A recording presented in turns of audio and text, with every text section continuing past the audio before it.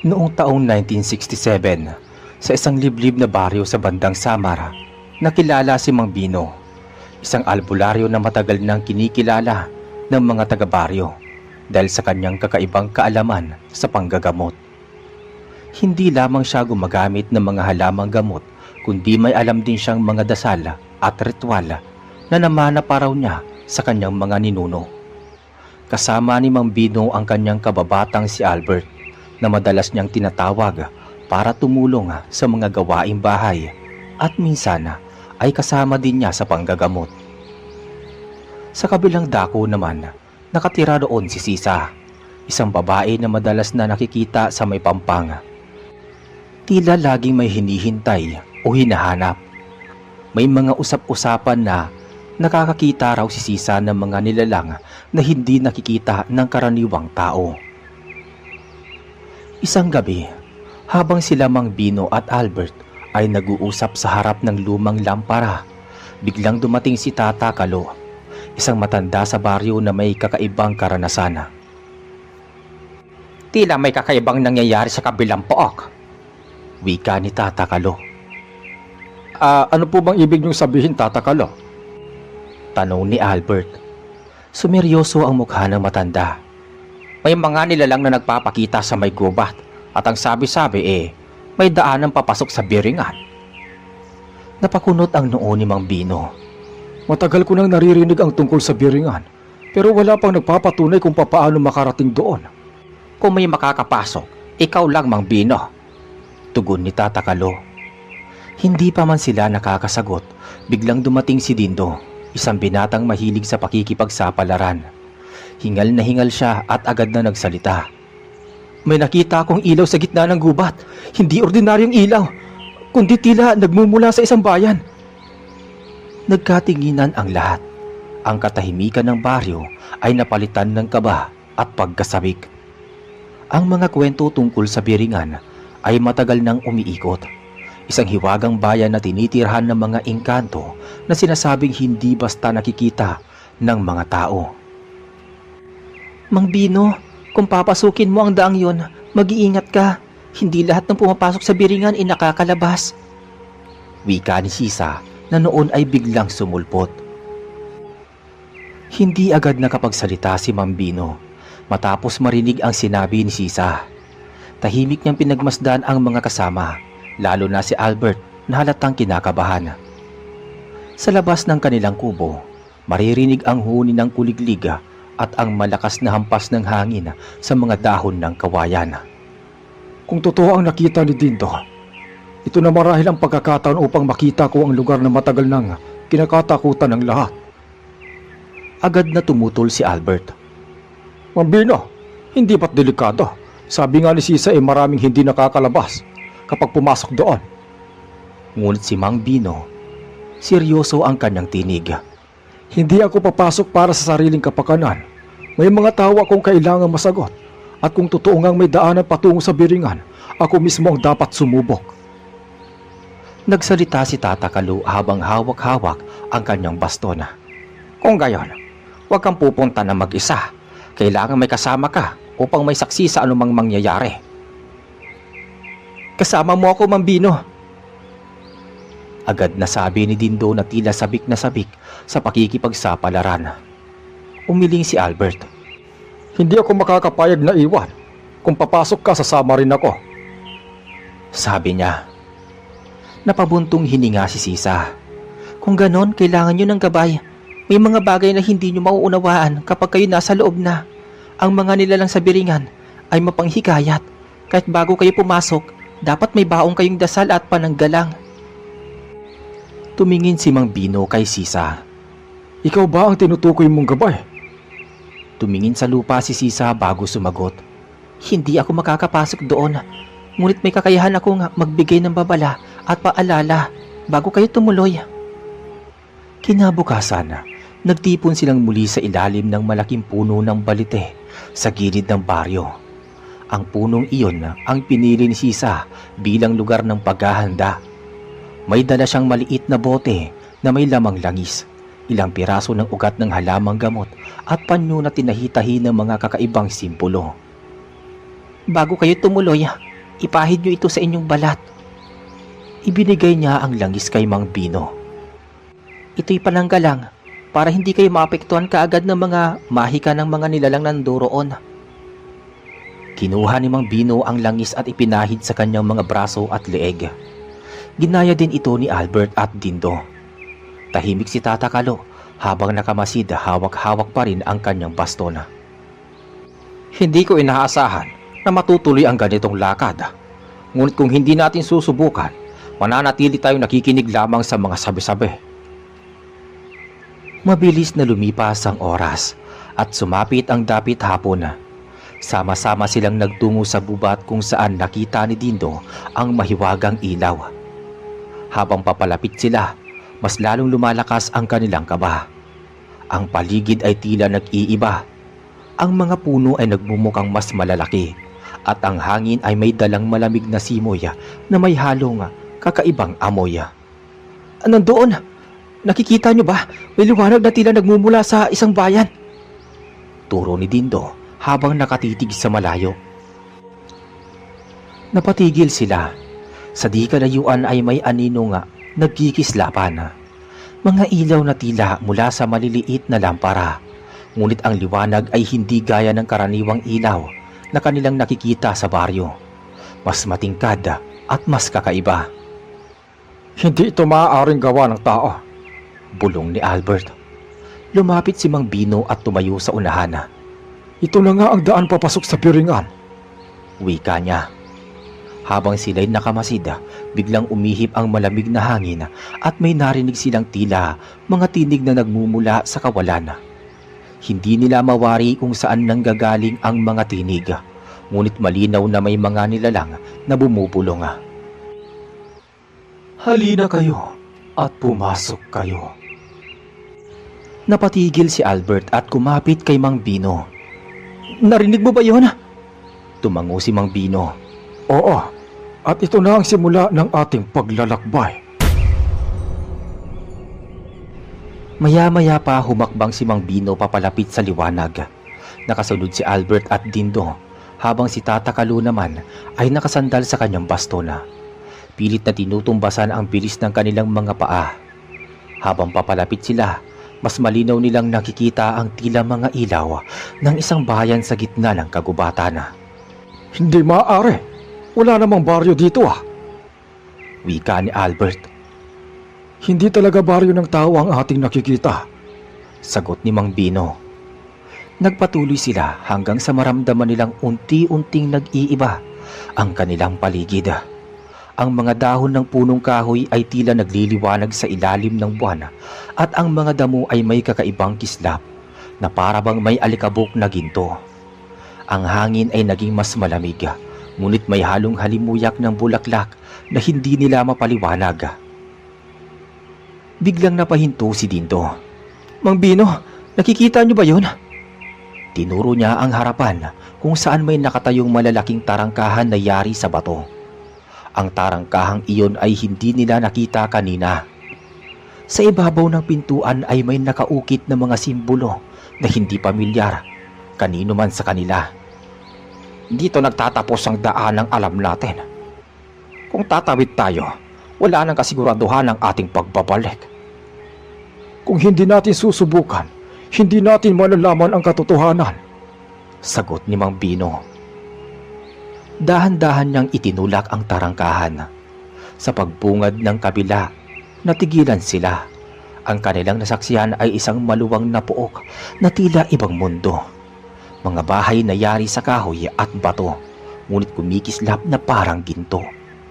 Mga daan na makikinis na animoy nilatag ng hindi pangkaraniwang kamay at mga nilalang na naglalakad na may angking ganda at karangyaan na higit pa sa karaniwang tao.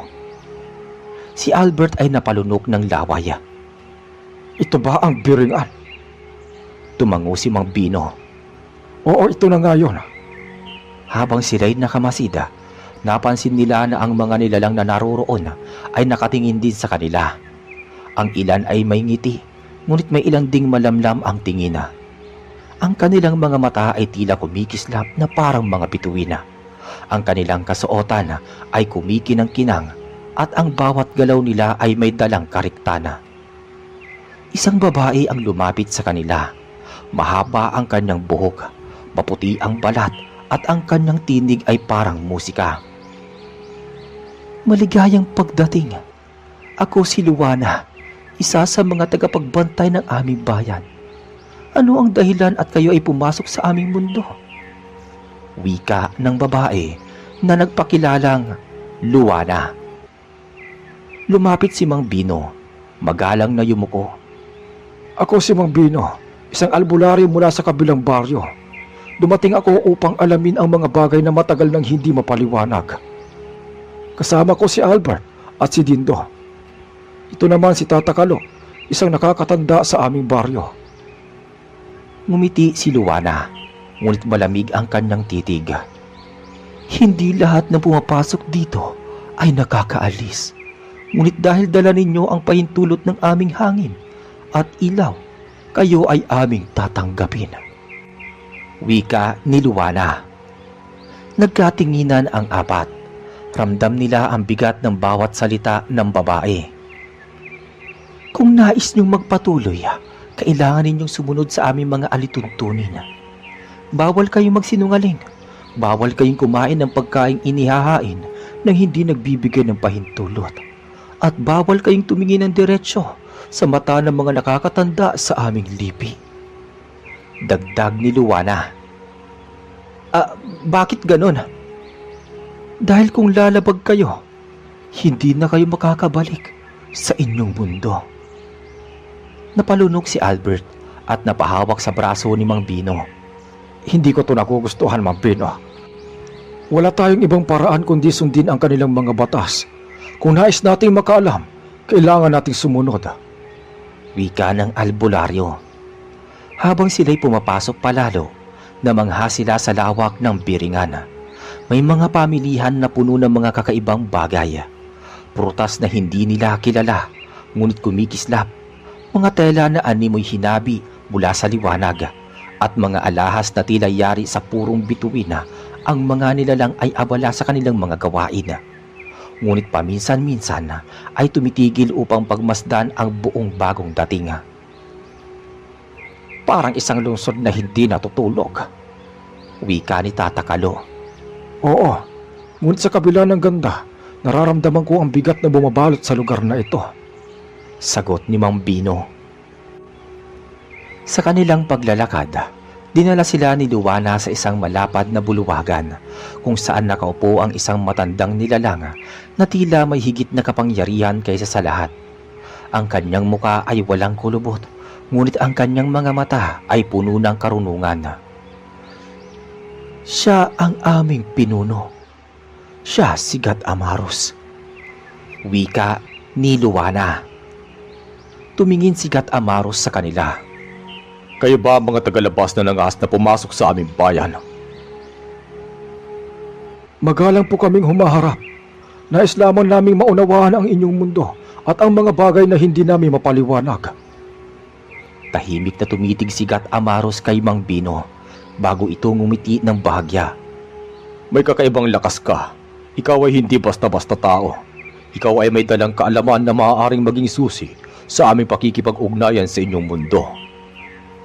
Wika ni Gat Amaros. Tahimik ang paligid nang sumapit ang saglit ng paghuhusga.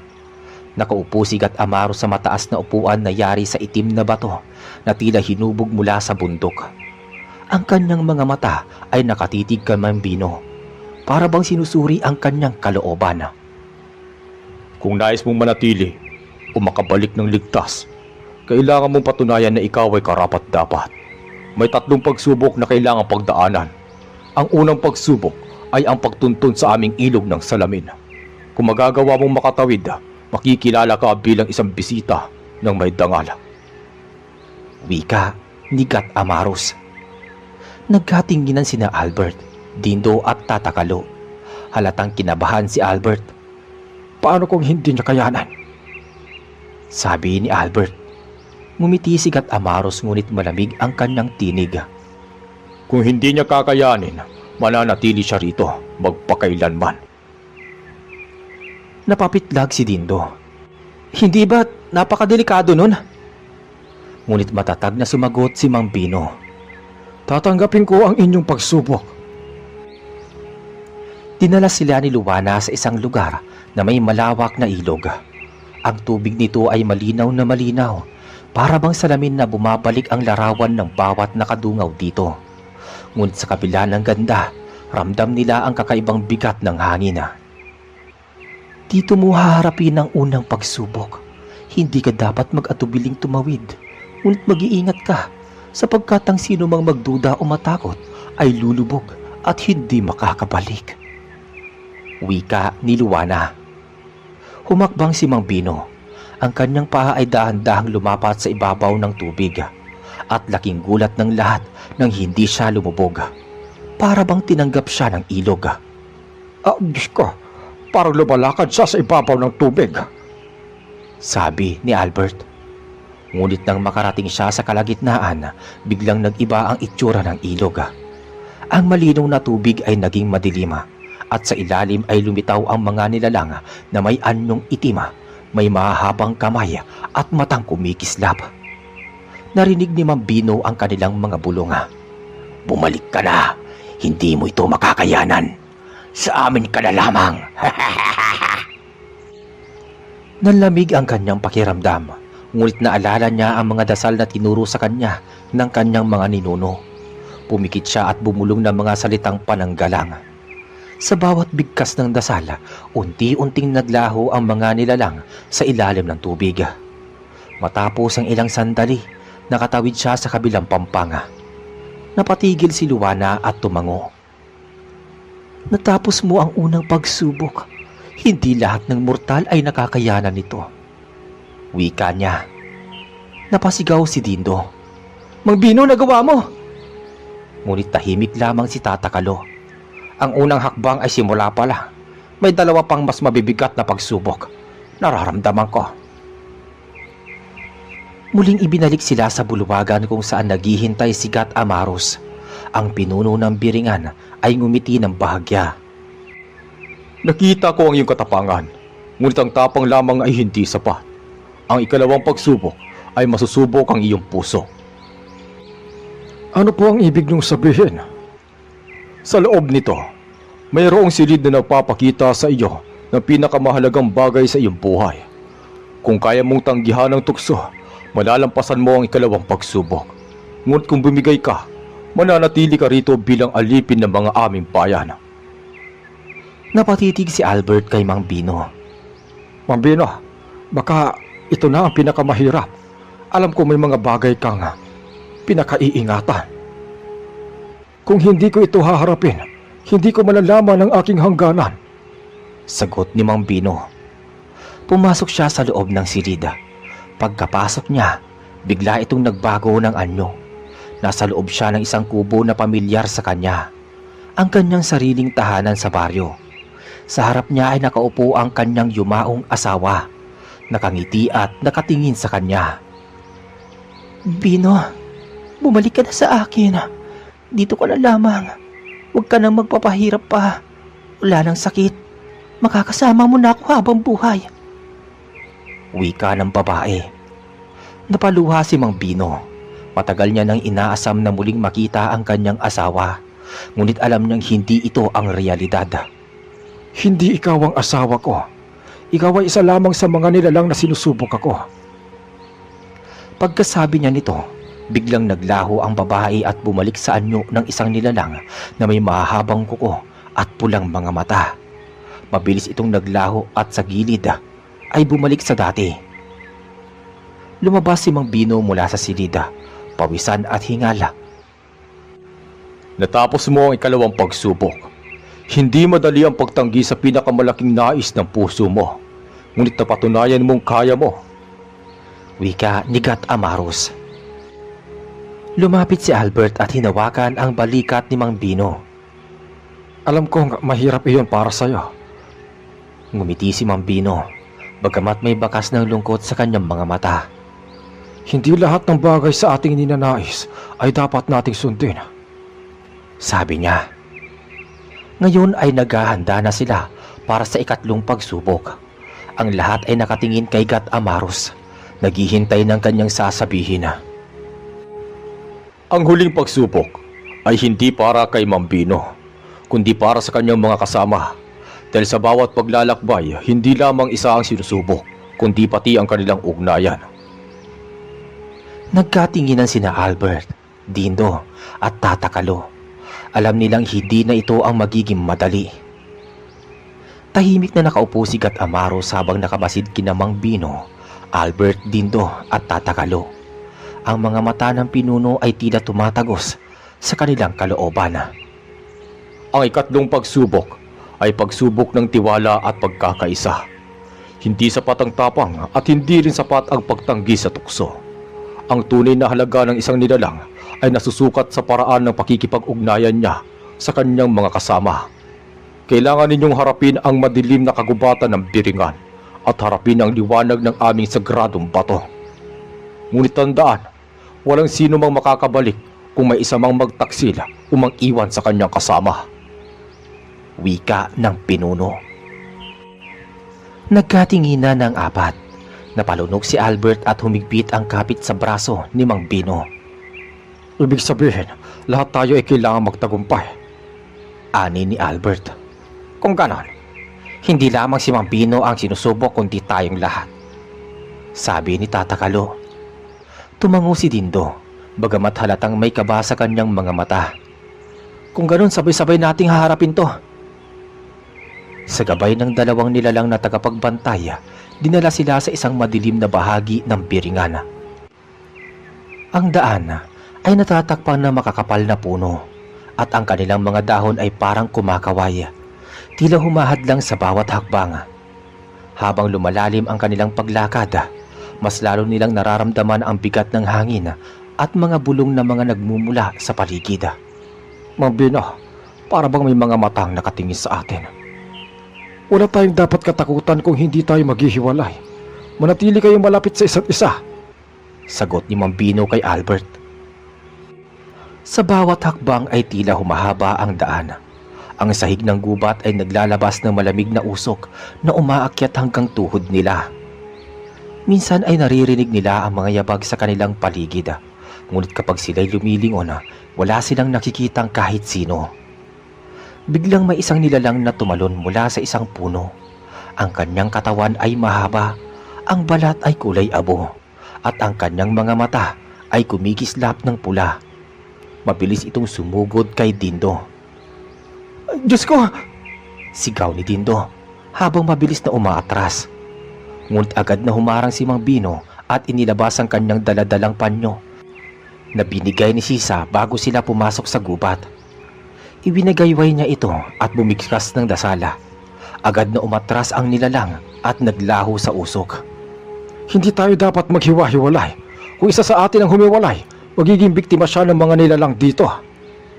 Wika ni Mang Bino. Nagpatuloy sila hanggang makarating sa isang bukas na espasyo. Sa gitna nito ay may nakatayong malaking bato na kumikislap ng bughaw na liwanag. Ngunit bago pa sila makalapit, lumitaw ang tatlong nilalang na nagbabantay dito. Ang mga nilalang ay mas malalaki kaysa sa kanina. May mahahabang sungay at mga kamay na tila may matutulis na kuko. Kung nais ninyo ang sagradong bato, kailangan ninyong patunayan na kaya ninyong magtulungan. Walang makakakuha nito kung may isa mang manghihina. Humugot ng malalim na hininga si Tata Kalo. Kung ganon, anong dapat namin gawin? Itinuro ng nilalang ang malaking bato. Kailangan ninyo itong buhatin at dalhin palabas ng kagubatan. Ngunit tandaan, hindi ito mabubuhat ng isa lamang. Kailangan ninyong magsama-sama. Nagkatinginan si Mang Bino, Albert, Dindo at Tata Kalo. Lumapit silang apat sa bato at sabay-sabay nilang hinawakan ito. Sa una ay halos hindi gumagalaw ang bato. Ngunit nang sabay-sabay silang pumwersa, unti-unti itong umaangat. Ngunit habang binubuhat nila, narinig nila ang mga bulong sa paligid. Si Dindo ang pinakamahina. Iwanan niyo siya. Si Albert ay takot. Hindi niyo siya dapat isama. Si Tata Kalo ay matanda na. Wala nang silbi. Yun ang mga bulong na kanilang narinig. Nanginginig ang kamay ni Albert ngunit pinilit niyang kumapit sa bato. Huwag kayong maniniwala sa mga bulong. Kung magtutulungan tayo, makakaya natin to. Lalong lumakas ang mga bulong at biglang bumigat ang bato. Ngunit hindi bumitaw si Mang Bino. Magtiwala kayo. Kung sabay-sabay tayong kikilos, makakaya natin ito. Sabay-sabay silang humakbang. Mabagal ngunit matatag. Ang bawat hakbang ay tinutumbasan ng matinding hirap. Ngunit hindi nila binitawan ang bato. Habang papalapit sila sa hangganan ng kagubatan. Unti-unti namang naglaho ang mga bulong at ang bigat ng bato ay nabawasan. Pagdating nila sa dulo ng daan, isang matinding liwanag ang bumalot sa kanila. Pagmulat nila ng kanilang mga mata, nasa harap na muli sila ng bulwagan kung saan naghihintay si Gat Amaros. Bitbit pa rin nila ang bato at sabay-sabay nila itong inilapag sa paanan ng pinuno. Tahimik na tumingin si Gat Amaros sa kanila bago nagsalita. Nagtagumpay kayo. Hindi kayo bumitaw sa isa't isa. Hindi kayo nagpadala sa takot o tukso.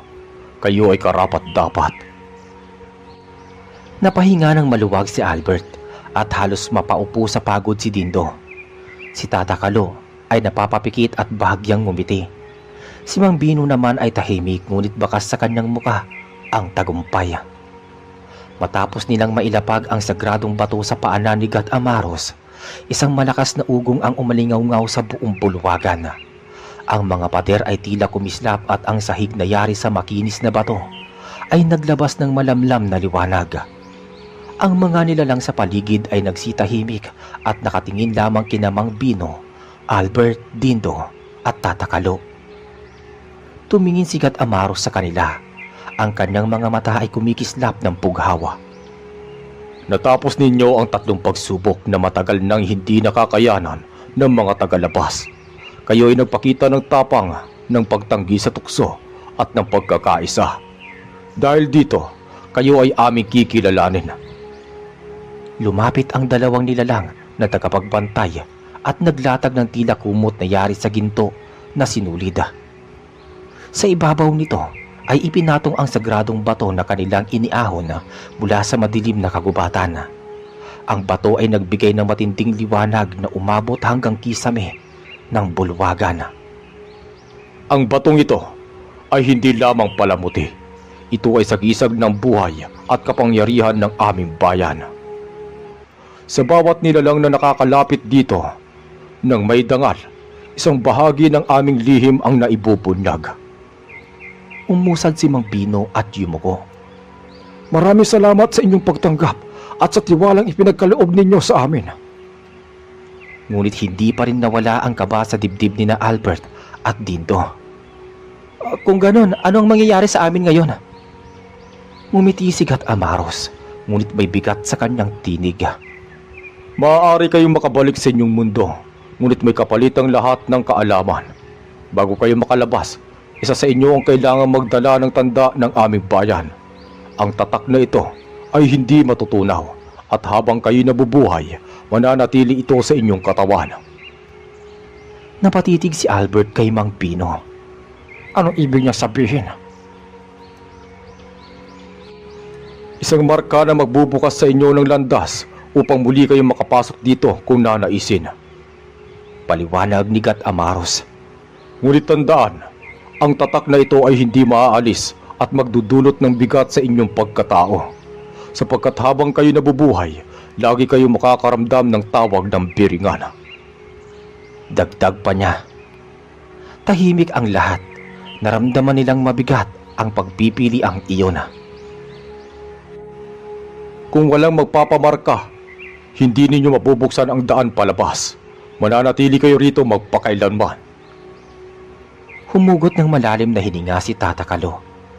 Ako lang magdadala ng tatak. Tata Kalo, hindi maaaring ikaw. Ikaw ang pinakamatanda sa atin. Huwag mong akuin ang pasali na yan. Ngumiti si Tata Kalo. Dahil ako ang pinakapatanda, ako rin ang may pinakaunting panahon. Huwag ninyong akuin ang bigat na iyon.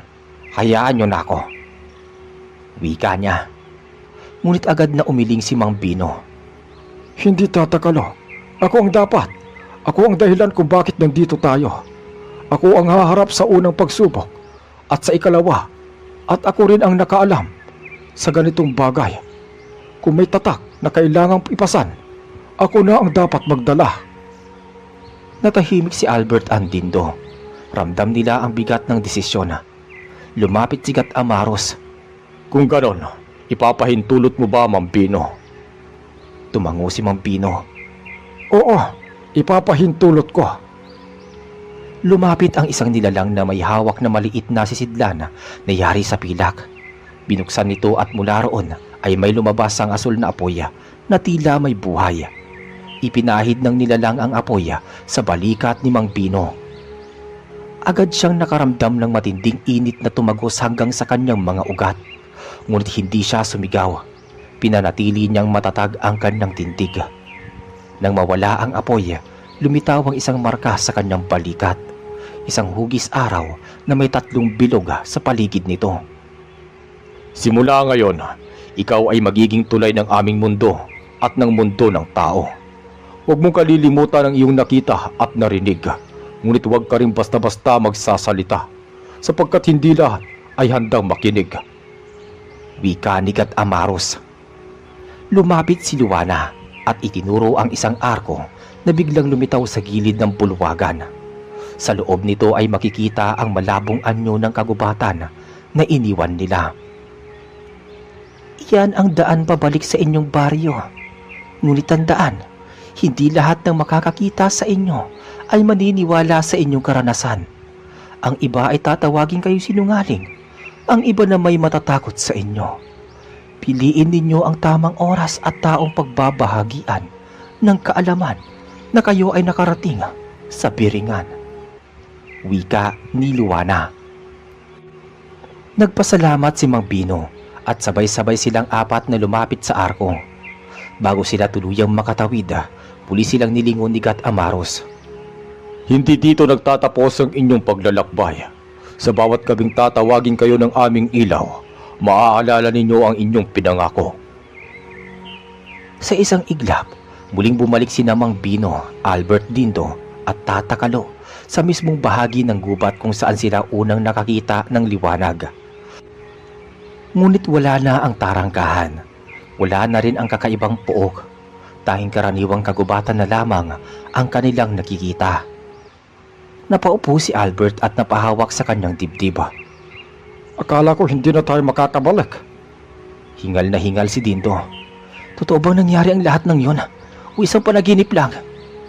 Umiti si Tata Kalo, bagamat halata ang pagod. Kung panaginip iyon, pare-pareho tayo na naginip. Ngunit ang marka sa balikat ni Mang Bino ang nagpapatunay na hindi iyon katang-isip. Dahan-dahang itinulak ni Mang Bino ang manggas ng kanyang barong at ipinakita ang marka. Kumislap ito saglit bago muling kumalma. Tahimik silang lahat. Hindi natin dapat ipagsabi ito. May mga bagay na hindi lahat ay handang marinig. Wika ni Mang Bino. Pagbalik nila Mang Bino, Albert Dindo at Tata Kalo sa baryo, ay agad nilang napansin ang katahimikan ng paligid. Ang mga aso ay walang tahol, ang mga manok ay tila nakakubli, at ang mga tao'y nasa kani-kanilang mga tahanan. Marahil ay dahil sa gabi na nang sila'y makabalik mula sa gubat.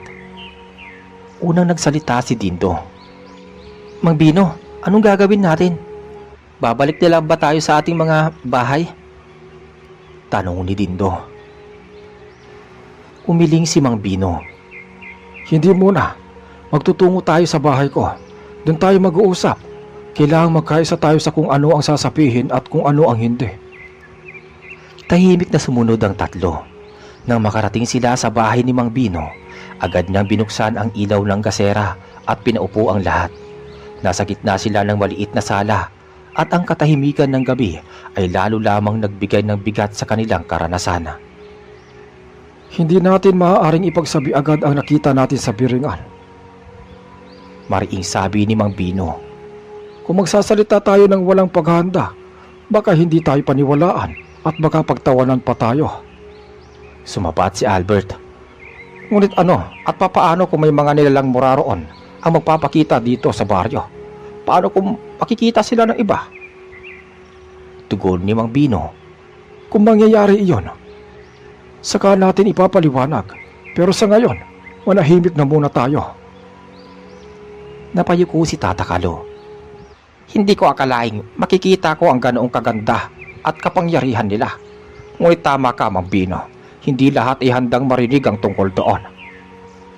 Habang nag-uusap sila, napansin ni Dindo ang marka sa balikat ni Mang Bino na muli na namang kumikislap. Mang Bino, ang marka mo, parang nabubuhay. Tinignan ni Mang Bino ang kanyang balikat. Ang hugis araw na may 3 bilog ay tila kumikislap na asula.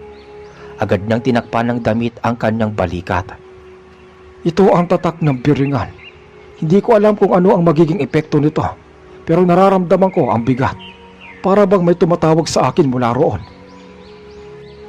Nagkatinginan silang lahat. Kinabukasan, kumalat sa baryo ang balita tungkol sa pagkawala ni Mang Bino, Albert, Dindo at Tata Kalo. Ang mga kapitbahay ay nagtatanong-tanong kung saan sila nagpunta. Nang makita silang buhay at ligtas, nagtaka ang mga tao kung saan sila nanggaling. Saan ba kayo nanggaling kagabi?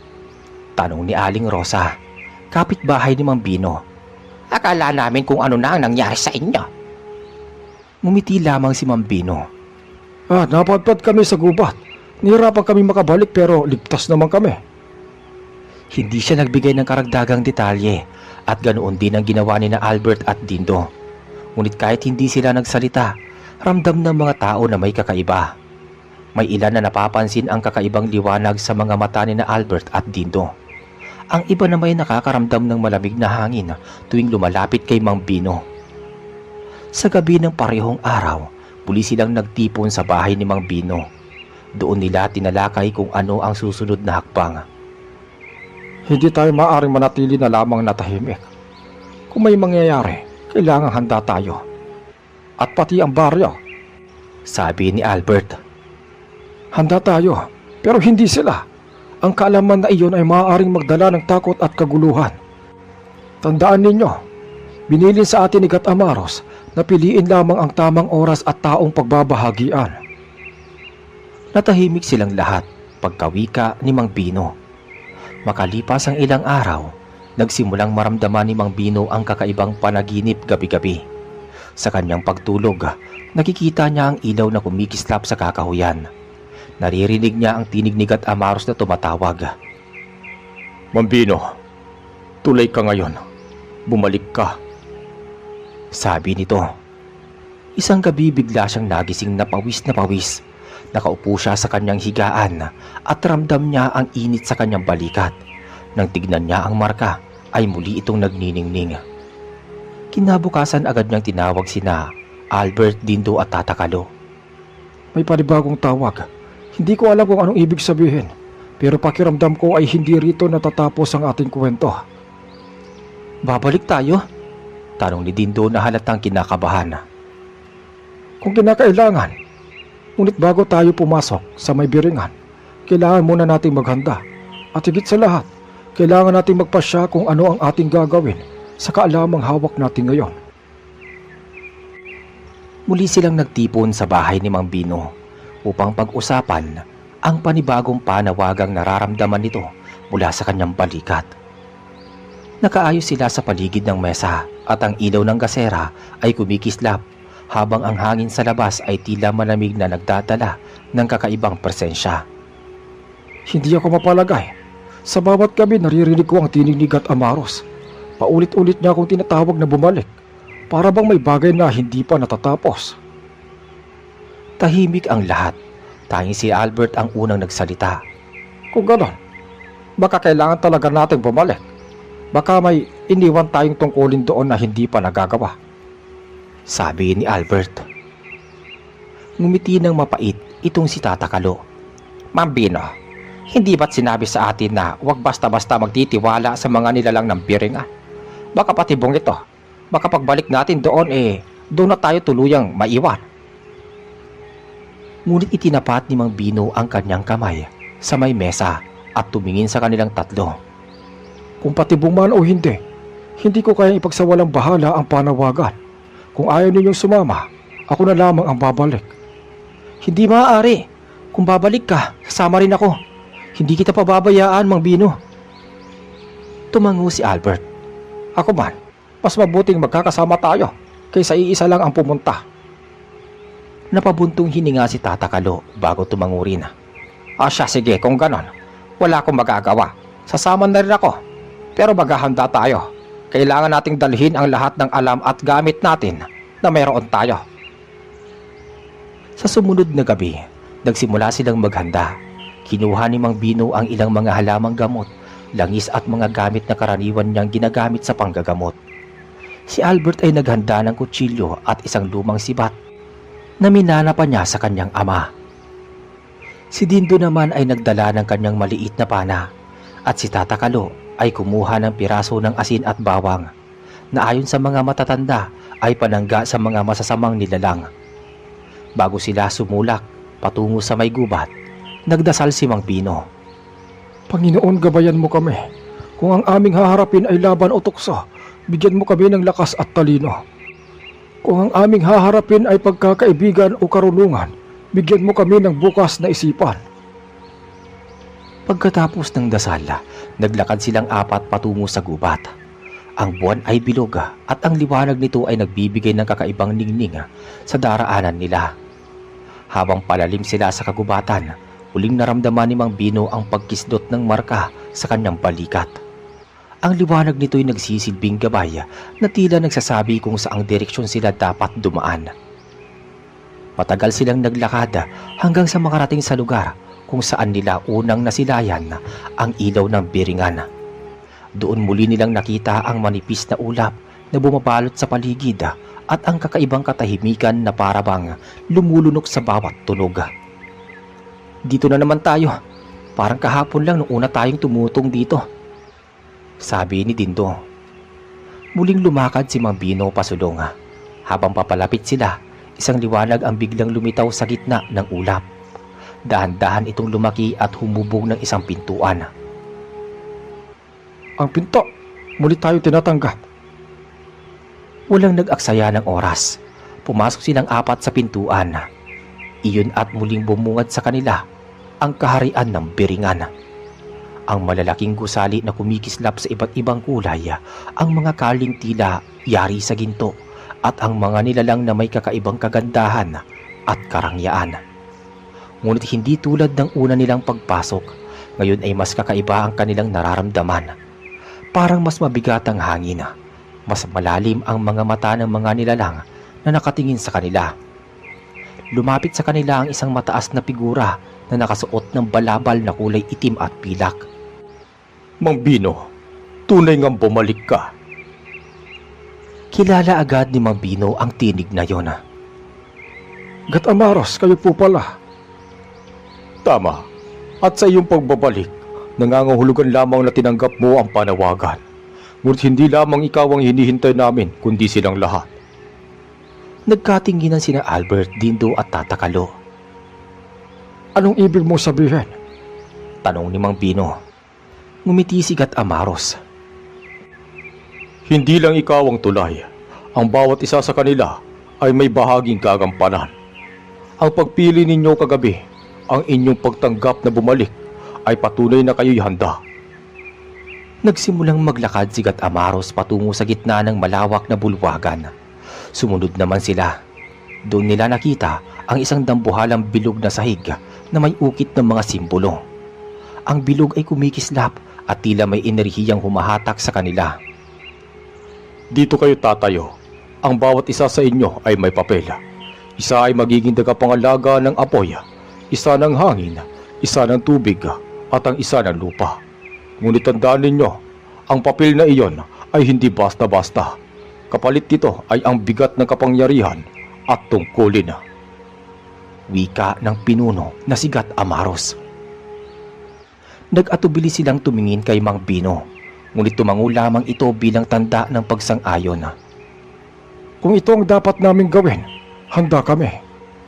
Wika ni Mang Bino. Isa-isa silang tumayo sa bilog. Nang magsimula ang ritual, biglang nagliwanag ang buong paligid. Ang hangin ay umikot ng mabilis at naramdaman nilang lahat ang kakaibang enerhiya na dumadaloy sa kanilang katawan. Si Albert ay nakaramdam ng init na nagmumula sa kanyang mga kamay. Si Dindo ay nakarinig ng mga alon at dumadaloy na tubig.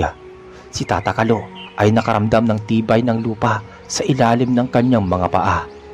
Si Mang Bino naman ay napaliligiran ng malamig na ihip ng hangin na tila bumubulong ng mga lihim.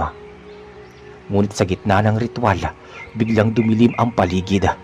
Isang malakas na tinig ang umalingaw-ngaw.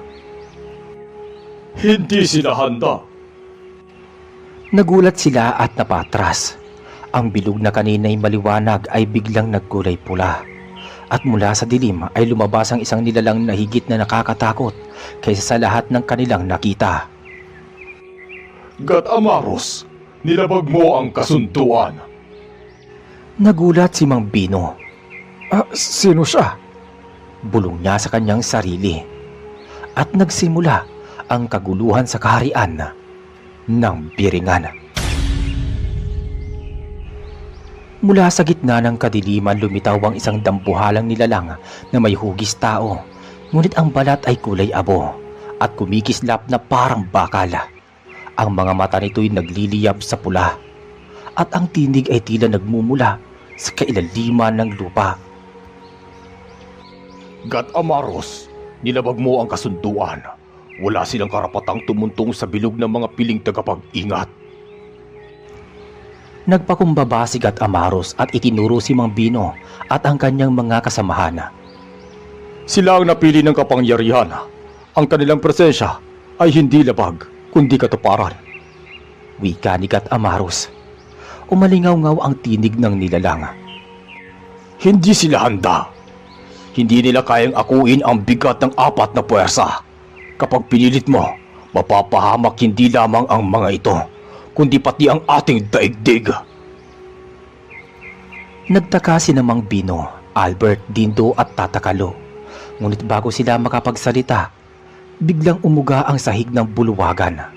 Ang bilog na kanilang kinatatayuan ay nagkulay itim at ang enerhiya na kanina'y banayad ay naging parang apoy na sumusunog sa kanilang laman.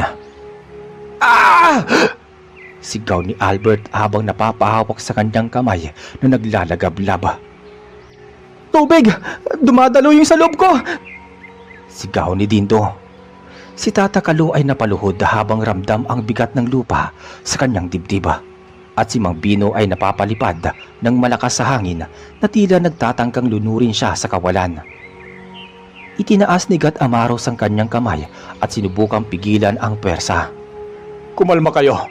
Pigilin ninyo ang enerhiya. Huwag kayong matakot.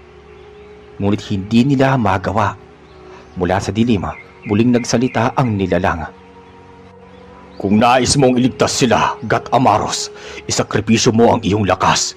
Ibaling mo sa akin ang kapangyarihang hindi nila kayang akuin. Nagpikit ng mata si God Amaros at lumapit sa gitna ng bilog. Kung ito ang tanging paraan, handa akong magsakripisyo. Sa isang iglap, sumabog ang liwanag mula sa kanyang katawan. Ang enerhiya ng apoy, tubig, lupa at hangin ay dahan-dahang nahigop ng kanyang mga palad. Bumalik sa dati ang sahig ng bulwagan at ang 4 ay bumagsak sa lupa. Lupaypay. Ang nilalang mula sa dilim ay muling nagsalita. Ngayon ay malinaw, hindi sila ang hinirang, kundi ikaw pa rin, God Amaros. Ngunit hindi ka kabilang sa kanila. Sa oras na ito, ang iyong kapangyarihan ay akin nang kinilala. Huwag mo nang ipilit na isama ang mga taong yan. Tandaan mo. Ngunit tumayo si Mang Bino at tinutulan ang sinabi ng nilalang. Kung hindi kami ang napili, bakit kami tinawag? Bakit kami dinala rito? Ngumiti ng mapait si God Amaros. Dahil kayo ang susunod na magpapatuloy ng aking alaala. Hindi kapangyarihan ang ibibigay sa inyo, kundi kaalaman. Sa puntong iyon, nagbago ang itsura ng paligid. Ang gintong mga gusali ng Biringan ay nagsimulang maglaho. Parang usok na nagtataglay ng hangin. Ang mga nilalang nakagandahan ay naglaho rin at sa halip ay naiwan ng isang lugar na madilim at wasak. Nakita nila ang tunay na anyo ng kaharian, isang lugar na sira, nadurog ng kasakiman at kapangyarihan. Ang mga pader ay guho, ang lupa ay puno ng pitak, at ang kalangitan ay kulay abo na walang liwanag. Ganito ang tunay na anyo ng Biringan. Ang nakikita ninyong ginto at karangyaan ay ilusyon lamang. Ang lugar na ito ay nawasak na noon pa man. Ang kapangyarihan ang nagtali sa aming mga nilalang dito. At ang tungkulin ko ay ingatan na wag nang lumaganap ang pagkawasak na ito sa inyong daigdig. Paliwanag ni Gat Amaros. Napatulala ang apat. Hindi sila makapagsalita. Lumapit si Gat Amaros kay Mang Bino. Ikaw, Mang Bino, ang magiging tagapagkwento. Sa iyong balikat ay nakaukit ang marka, hindi upang magbigay sa iyo ng kapangyarihan, kundi tanda na ikaw ay sasalaysay ng aming kasaysayan.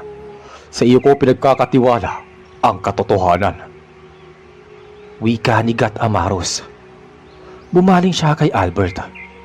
Ikaw ang tagapagbantay ng apoy ng tapang. Hindi mo kailangang magdala ng kapangyarihan, kundi ang magpatuloy sa pagiging haligi ng iyong pamilya at komunidad. Kay Dinto naman siya lumapit. Ikaw naman ang tagapagdala ng daloy ng tubig ng buhay. Alagaan mo ang iyong mga mahal sa buhay, sapagkat doon dumadaloy ang tunay na lakas. At sa huli si Tata Kalo. Ikaw ang magpapatuloy ng bigat ng lupa. Huwag mong hahayaang bumagsak ang kabutihan sa kasinungalingan. Sa iyong katatagan, mananatili ang alaala. Dahan-dahan nang lumiwanag ang paligid. Ang marka sa balikat ni Mang Bino ay nagniningning ng huling beses bago tuluyang maglaho. Ang pintuan ng kanilang dinaanan papasok sa Biringan ay muling lumitaw. Halika kayo. Ito ang huling pagkakataon. Paglabas ninyo doon, hindi na kayo muling makakabalik. Dalhin ninyo ang katotohanan at huwag hahayaang malimutan ng mga susunod na salinlahi. Wika ni Gat Amaros. Lumakad silang lahat. Ngunit bago sila lumabas, nilingon pa nila si Gat Amaros. Ang nilalang ay nakatayo sa gitna ng guhong buluwagan. Nakangiti ngunit may lungkot sa mga mata. Paglabas nila, muling bumalik ang lahat sa katahimikan ng gubat. Ang pintuan ay tuluyang naglaho at ang tanging natira ay ang malamig na hangin at ang malalim na gabi. Sa kanilang pagbalik sa baryo, hindi na nila binanggit ang nakita nilang karangyaan o kagandahan sa Biringan. Sa halip, ikinuwento nila sa mga kababaryo ang katotohanan na ang lugar na iyon ay isang guhong kaharian, na ang kapangyarihan na ilusyon lamang at ang tunay na lakas ay nasa kabutihan at pagtutulungan. Lumipas ang mga taon at naging alamat ang kanilang karanasan. Ngunit sa bawat pagkakataon na may nagtatanong, tanging si Mang Bino ang tahimik na nakangiti habang hinahaplos ang kanyang balikat kung saan minsang nagniningning ang marka. Isang marka na may alaala na ibinigay sa kanya ni Gat Amaros.